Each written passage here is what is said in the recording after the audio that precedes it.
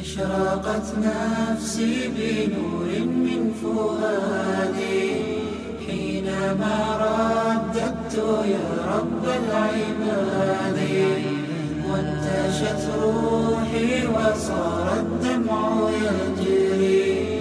يا إلهي خذ بقلبي للرشاد. أشرقت نفسي بنور من فؤادي. Alhamdulillah, marilah sama-sama sebiasanya kita panjatkan puji dan syukur kepada Allah Subhanahu Wa Taala kerana pada malam ini alhamdulillah Allah Taala masih mengurniakan kesihatan yang baik, pinjaman umur yang masih ada, dan juga kelapangan masa yang boleh kita manfaatkan untuk kebaikan kita di dunia, seterusnya mendapat kebahagiaan di akhirat nanti insya-Allah. Baik tuan-tuan dan puan-puan yang dirahmati Allah, insya-Allah pada malam ini saya menyambung lagi panduan pengurusan jenazah,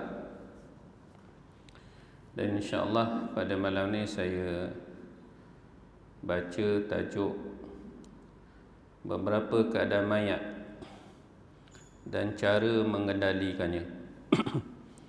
Baik, kalau kita lihat beberapa keadaan jenazah, bagaimana kita nak mengendalikannya ataupun kita nak buat kepada jenazah yang kadang-kadang jenazah itu tidak seperti biasa. Tuan-tuan tiba-tiba jumpa kaki je, orangnya tak ada. Jadi macam mana nak buat? Kan nak semayangkan kaki je, ya, tuannya tak ada, ataupun tuannya masih hidup tapi dua kakinya dah kena kerat. Adakah dua kaki itu nak dimandikan, ya, ataupun nak dikapankan dan sebagainya. Baik, kita lihat berapa keadaan mayat dan cara kita nak mengendalikannya. Sekiranya mayat yang dijumpai mati itu dalam keadaan yang tidak cukup lengkap, maka hendaklah menentukan semua anggota tubuh badannya dikumpulkan kembali untuk dimandi, dikafan dan disembahyangkan sebelum dikebumikan. Baik tuan-tuan dan puan-puan sekalian, contoh orang tu dia mati aksiden yang mengerikan. Kadang berkecai, ya. Kadang tangan putus, kepala pun ada kalanya putus, hancur, kakinya dan sebagainya. Jadi selagi mana ada pada tubuh itu, kalau kita jumpa maka wajib kita kumpulkan, ya, semua sekali, termasuk rambut, kuku dia ke, apa saja yang ada pada anggota mayat tersebut. Jadi hendaklah kita kumpulkan kembali, dan semua anggota ini maka hendaklah dimandikan, ya, dimandikan dan dikafankan dan disembahyangkan. Saya ada satu pernahlah berlaku satu tragedi, anggota yang jatuh terjun payung, ya. Tak silap saya pada tahun 98 ke 99 gitu. Di Camp Trendak masa tu ada dua orang, satu lelaki dan satu perempuan. Jadi dia buat latihan terjun bebas, dan jatuh dua anggota ni dalam keadaan tidak kembang payung dia, lalu jatuh. Salah satu jenazah lelaki tersebut antaranya saya dan sahabat-sahabat saya lah yang mandikan. Itu antara contoh anggotanya tak berapa nak lengkap, ya, tapi dikumpulkan sekali lah. Ya, maka apabila berlaku keadaan begitu, hendaklah kita kumpulkan semula dan ialah bawa ke hospital, dia jahit lah, ya. Dia kumpulkan balik lalu kita mandikan. Dan jenazahnya mungkin barangkali jenazahnya tidak seperti biasa lah. Baik, kemudian jika sebahagian daripada anggotanya hanya dijumpai selepas mayat ditanam. Sekarang ni kita dah tanam dah. Jadi mayat dia ni, kita contohnya dia hilang. dia hilang kat hutan kan. Ataupun dia jatuh dalam air. Jadi kita cari-cari jumpalah mayat dia. Tapi tak lengkap anggota tubuh dia. Contohnya sebelah kaki tak jumpa. Sebelah kaki tak jumpa. Puas dah mencari ni. Ya, cari-cari memang 2-3 hari tu memang tak jumpa. Kita pun ambil keputusan, mungkin kalau dia jatuh sungai tu mungkin bahan buaya lah contohnya. Ya. Maknanya dah bang tak ada buaya ke, ataupun mungkin dia tenggelam selit mana, dah puas cari dah. Jadi sekarang ni cuma ada anggota dia saja yang tinggal. Anggota yang ada lah. Contoh kaki sebelah tak ada. Jadi kita pun dalam sehari dua ni kita dah cari apa semua. Memang kita tak jumpa. Sebelum kita nak mandi, nak kafan, nak sembahyangkan dia ni, ataupun selepas tu nak dikebumikan. Lalu maka anggota tersebut contohnya kita jumpa selepas dia dah dikebumikan. Ya. Masa cari tak jumpa. Tapi bila dah ke bumi, rupanya ada. Ya. Bawa dia lari dari budak macam tu. Dia ingatkan cari-cari rupanya ada. Ya, ada betih dia, kaki dia tadi ada. Jadi macam mana kaki tersebut? Adakah nak dimandikan semula, atau nak dikapankan, disembahyangkan dan dikebumikan? Jadi tuan-tuan rasa ke mana? Manalah tahu berlaku itu kampung kita ni. Dia kata, jika sebahagian daripada anggotanya hanya dijumpai selepas mayat ditanam, dah dikebumikan baru jumpa, maka dia kata anggota tersebut hanya wajib dimandi, kena mandikan juga, dikafankan, kemudian ditanam tanpa wajib disembahyangkan. Jadi tak perlu sembahyang lah. Ya, cuma dimandikan, dikafankan dan ditanam. Solat tak boleh lah, sebab kita dah solat dah pada jenazah dia tu. Jadi yang ni kita kebumikan saja. Adakah nak kebumikan dan kubur yang sama? Tak perlu kubur yang sama. Ya, boleh. Mana nak kebumikan di mana-mana pun tak apa. Dia kaki dia saja. Jadi kalau kita sembahyang kaki dia saja kan, pelik pula. Orang ni mayat benda ni. Jadi naklah dia kata tidak wajib disembahyangkan. Baik, seterusnya dia kata sekiranya dijumpai sebahagian anggota tubuh badan seperti tangan atau kaki yang dikenal pasti bahawa tuannya masih hidup, maka anggota tersebut boleh terus ditanam di mana-mana sahaja. Kalau tuan dia masih hidup, jangan mandi, kapan, sembahyang kan. Ya. Jadi naklah dia tanam dia. Contohnya orang kecil manis kan, contoh. Jadi dia dah kena kerat kaki. Tuannya ada lagi kat hospital tu. Jadi kaki dia ni, waris dia bawa balik, beritahu orang masjid, ni ada kaki ayah ni.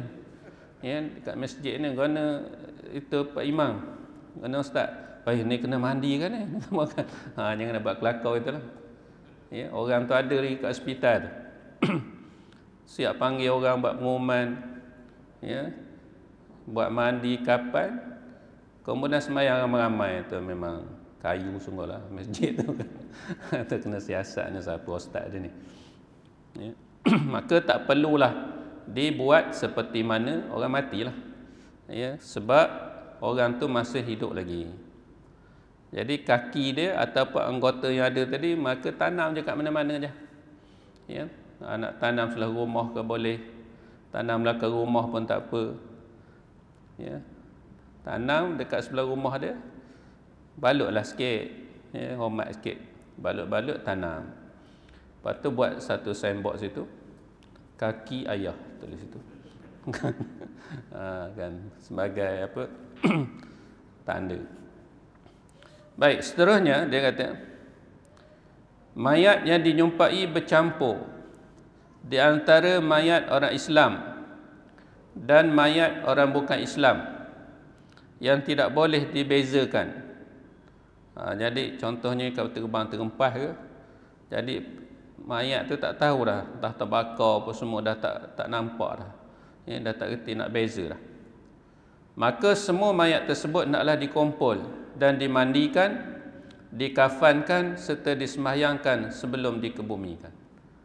Jadi dia kata walaupun bercampur dengan mayat bukan Islam sekalipun. Sebab apa? Sebab tak dapat nak dibezakan di antara mayat orang Islam dan orang bukan Islam. Tapi mungkin kita pada hari ini dah ada forensik DNA dan sebagainya kan. Baik, seterusnya, jika mayat itu seorang perempuan, ni mayat perempuan dan ketika itu tidak ada mahramnya, mahramnya tak ada untuk mandikan mayat ini, dan yang tidak ada wanita-wanita yang boleh menguruskannya. Jadi orang perempuan pun tak ada. Jadi mahram dia, iaitu orang lelaki yang mahram dengan dia, muhrim dia, begitu juga tak ada perempuan-perempuan lain pun tak ada. Yang adanya lelaki ajnabi ni yang bukan mahram dia. Jadi bagaimana mayat perempuan tersebut? Maka dia kata hendaklah ditayamum. Jadi tak wajib dimandikan. Jadi mayat perempuan ni tadi, kerana tidak ada mahram dia dan tidak ada perempuan-perempuan yang lain untuk menguruskan jenazah dia, maka hendaklah ditayamumkan saja, dikafan dan disembahyangkan sebelum dikebumikan. Jadi tuan-tuan sekalian, kita tak bolehlah nak mandikan orang lelaki yang bukan ini, walaupun dia mati sekalipun. Sekarang ramai pula nak mandikan. Ya, tiba-tiba offer ni, siapa nak tolong mandi ni orang perempuan ni, yang tak pernah mandi pun tolong juga nak mandikan. Ini tak boleh. Walaupun dah meninggal dunia sekalipun, maka haram. Maka hendaklah mayat tersebut ditayamumkan sahaja. Ya.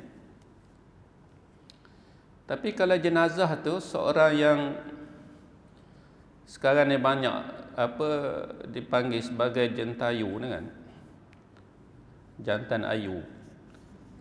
Jadi orang nak katakan maknyah lah, maknyah. Jadi macam mana maknyah ni tentang kedudukan dia? Sekiranya kalau dia meninggal, dia dah tubuh dia dah macam perempuan kan. Jadi kalau sekiranya dia meninggal dunia, jadi bagaimana kita nak kendalikan jenazah dia? Adakah mengikut cara perempuan sebab dia dah macam perempuan? Ya. Maka hendaklah diurus mengikut asal kejadian dia. Jadi kalau lahirnya tu lelaki, maka hendaklah diuruskan lelaki. Walaupun dia dah tukar jantina dah. Dah tukar habis dah. Tak ada langsung dah gaya lelaki ni. Ya. Kalau tengok dia tu memang gaya perempuan betul.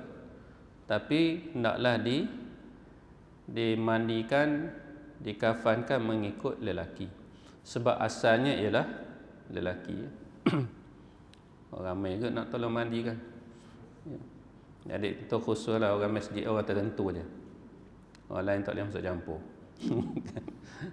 Jadi kita mandikan seperti mana orang lelaki lah. Baik, mayat seorang Islam boleh dimandikan oleh orang kafir. Boleh, tuan-tuan sekalian. Yang bersamaan jenis, sekiranya ketika itu tidak ada orang Islam yang boleh menguruskan mayat tersebut. Jadi orang bukan Islam pun sebenarnya boleh memandikan atau menguruskan mayat orang Islam. Jadi tuan, saya ada sikit tambahan sini. Dalam kitab Hidayatul Sibyan ni dia kata dan memada orang yang mandi akan dia itu.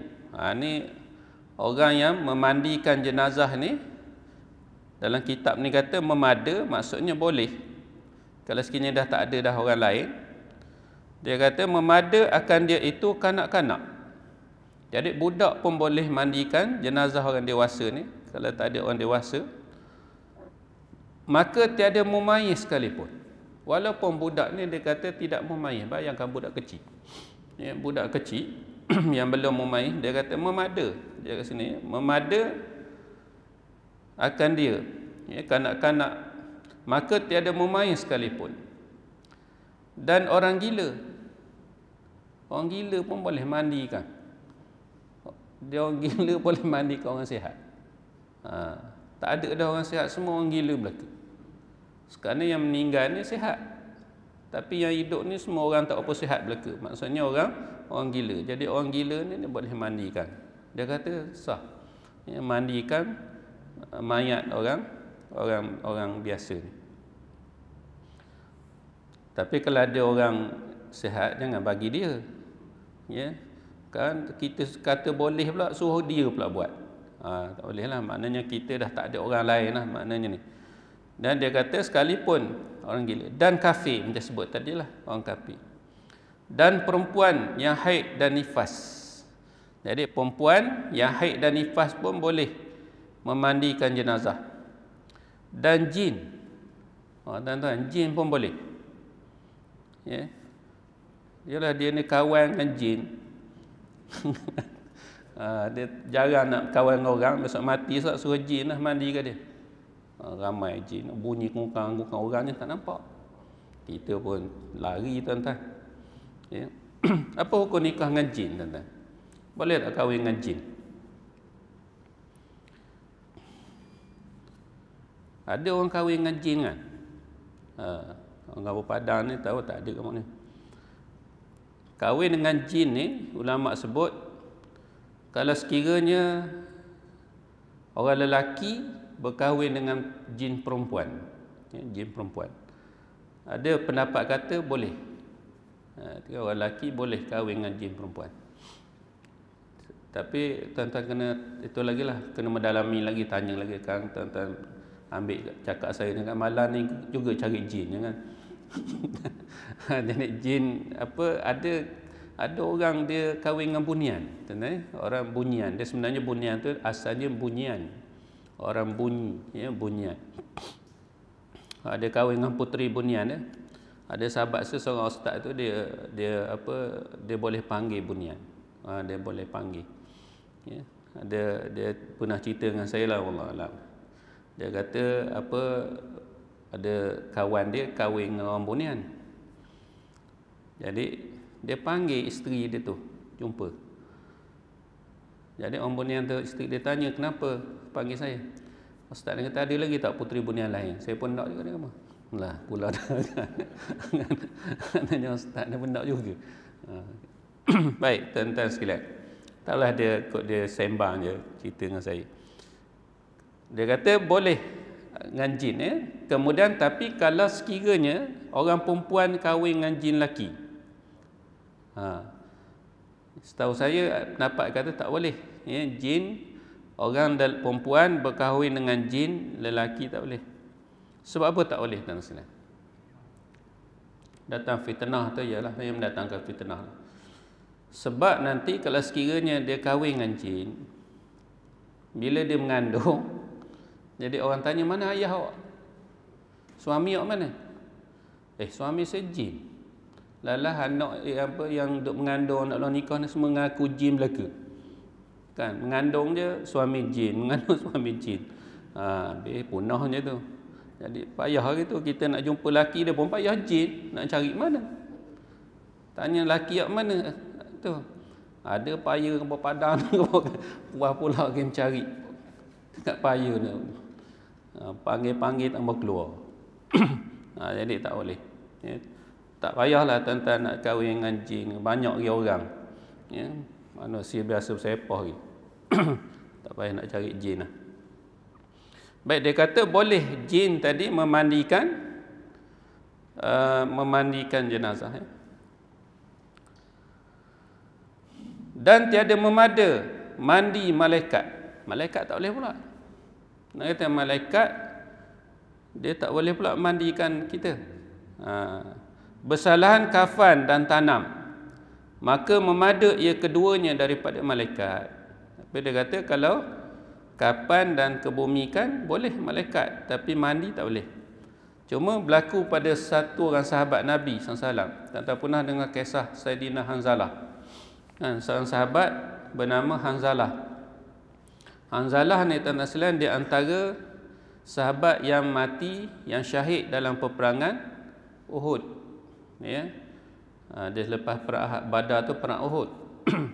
Baik Saidina Hanzalah ni dia adalah seorang pengantin kan, pengantin baru. Dia baru kahwin sebenarnya. Jadi bila dia baru kahwin ni, Nabi kata tak perlulah pergi kan perang ni. Tapi disebabkan malam tu dia malam pertama bagi dia. Tapi kerana rasa kecintaan dia kepada agama ni, selepas malam pertama tu jugalah, selepas dia sama dengan isteri dia, tanpa dia sempat nak mandi janabah katanya, maka dia pun memakai peralatan perang, lalu dia pergi berperang. Tuan-tuan dapat bayang tak pengorbanan seorang sahabat yang sangat hebat kan? Bayangkan nikah malam tu pergi perang, tu tak dapat bayang. Orang kita nikah malam tu 3 bulan tak datang masjid. Ini pergi perang ni. Dapat bayangkan ni para sahabat ni. Sahabat ni sebab tu kita kena selalu membaca sirah ataupun pengorbanan para sahabat. Sebab tu di antara sahabat Nabi, tuan-tuan tengok peristiwa hijrah kan, daripada Mekah ke Madinah. Bagaimana pengorbanan para sahabat ni. Meninggalkan segala-galanya di Mekah semata-mata kerana perintah Allah SWT. Untuk jaga agama ni. Kan, untuk jaga Islam ni, untuk disebarkan Islam tu, berhijrah, tinggalkan semua. Bukan sekadar tinggalkan rumah, tinggalkan keluarga, tinggalkan kerja, tinggalkan kampung, segala-galanya kerana agama Allah ni. Ya. Ada kebanyakan para sahabat tak ada yang pernah pergi Madinah pun. Tapi kerana ini perintah Allah dan juga kerana Rasulullah ya berusaha untuk mengembangkan agama Allah ni, mereka tinggalkan semua ni. Bayangkan tentang pengorbanan dengan sebab inilah pengorbanan para sahabat ni, hari ni alhamdulillah kita dapat agama yang mulia ni. Jadi kita kena ambil satu ibrah ni, satu pengajaran. Bagaimana kisah Hanzalah ni tadi. Hanzalah ni dia pergi perang dalam keadaan dia pengantin baru kan. Pengantin baru nikah tapi pergi perang, akhirnya syahid. Dan ketika syahid inilah dikisahkan para malaikat di langit turun ke bumi. Mereka melihat Hanzalah tu terkorban dalam perang ni, perang Uhud ni, lalu malaikat ni katanya berjujuk-jujuk turun ke bumi. Dan ketika selesai saja peperangan, jadi Nabi SAW pergi mencari sahabat-sahabat yang terkorban ni, dan apabila melihat saja Saidina Hanzalah ni masih dalam keadaan rambutnya basah. Rambutnya basah. Dan Nabi mengatakan malaikat telah memandikan Hanzalah.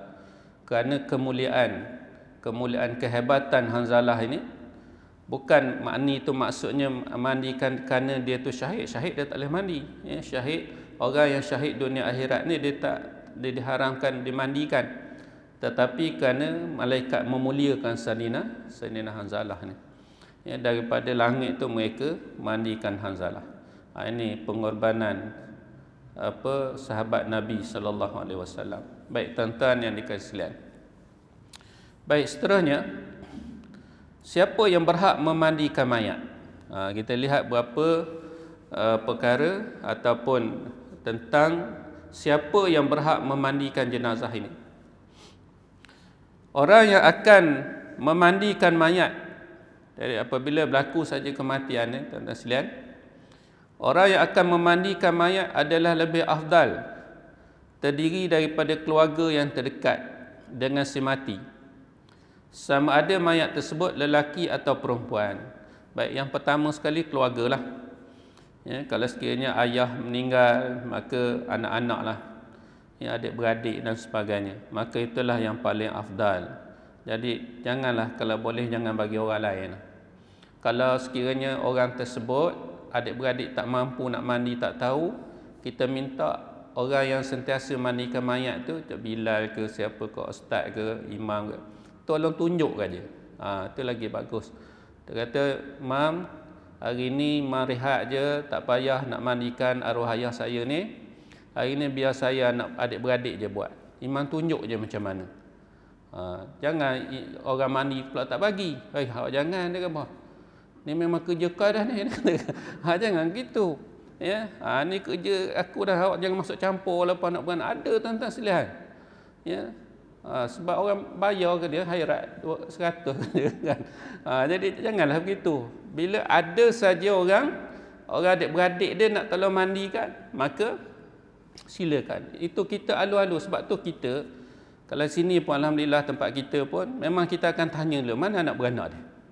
Yang mana ahli keluarga dia kalau dalam bilik jenazah tu. Jadi kalau ada adik anak-anak dia memang kita minta dia. Kita tunjuk je kita sebagai fesi je. Ya. Jadi kita tunjuk ajar je begini nak basuh mana dulu kan, nak meruang tu macam mana. Suruh dia buat. Ya, kalau meruang tu mustahaknya bagi anak-anak, tak payah kita dah. Ya, biarlah anak beranak dia kali terakhir lah nak gosokkan lubang punggung roh ayah dia. Ya, dulu waktu hidup tak berani. Ni dah mati ni semua boleh pegang belaka. Ya, korek sampai lubang punggung. Sebab tu hidup kita ni jangan sombong sangat. Ya. Sombong kita ni tala mana sangat sombongnya tuan-tuan sekalian. Manusia ni kalau sombong atas dunia ni, sombong ni dia bukan sifat kita. Ya. Allah tu sifat al-mutakabbir. Kita tak layak sama sekali. Kita sombong sangat, kita ni pergi mana-mana pun bawa apa tuan-tuan? Bawa tahi. Ya, pergi mana-mana je kita ni menanggung tahi je. Dan akhirnya besok bila mati sampai lubang punggung pun orang korek kan. Dah kita nak sombong tak ke mana. Pangkat besar ke, kaya raya ke, harta banyak, jawatan besar, dah mati besok sampai lubang punggung pun orang tolong korek kan. Ya, sebab tu jangan sombong sangat duduk atas muka bumi ni. Hari ni kita duduk di atas, esok kita pasti duduk di bawah.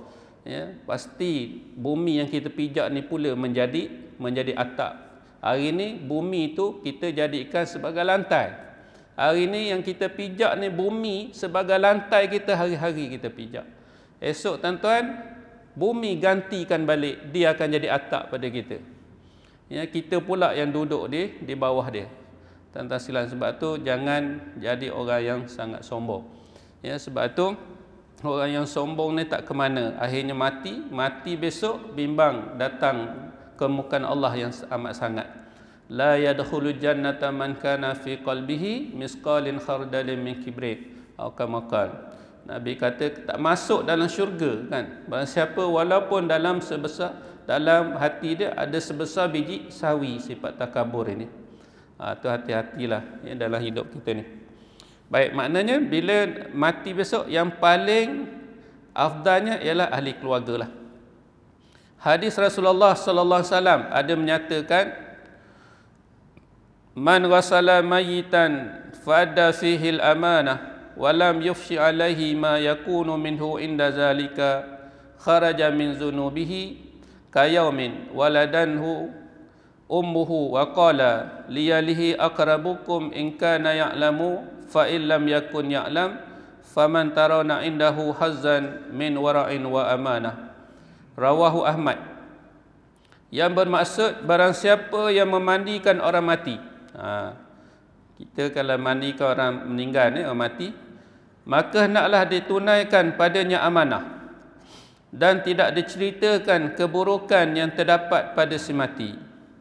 Nescaya keluarlah dosa-dosa seperti pada hari dia dilahirkan oleh ibunya.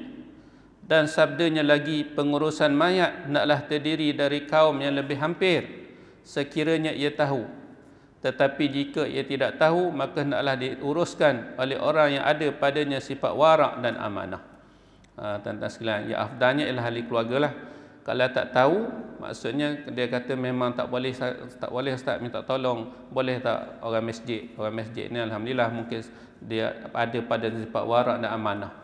Jadi orang yang nak mandikan jenazah ni pertama sekali dia amanah, tuan-tuan sekalian, kena amanah.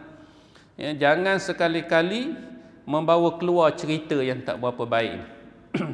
Kadang ada pada jenazah ni berapa aib, keaiban kan. Jadi kadang kita menyaksikan, kadang orang yang dah biasa mandikan jenazah ni, kadang adalah cerita-cerita yang barangkali berlaku perkara-perkara pelik dan sebagainya kan. Jadi jangan cerita kalau mayatnya busuk, ya, kalau mayatnya itu berat dan sebagainya. Boleh kita cerita, tapi jangan beritahu siapa, di mana. Sekadar kata cerita pernah berlaku, kata begitu je lah. Ya, sebagai dengan tujuan membagi satu ibrah, peringatan kepada orang lain. Ya. Tapi jangan lepas-lepas mandi keluar tu tak benda lah sembang. Ya. Dia kata popole teruknya, dia kata. Jangan. Ya. Jangan nak keluar je daripada bilik mayat tu ngeling kepala. Kenapa je? Oi. Kawan, kalau tahulah dia.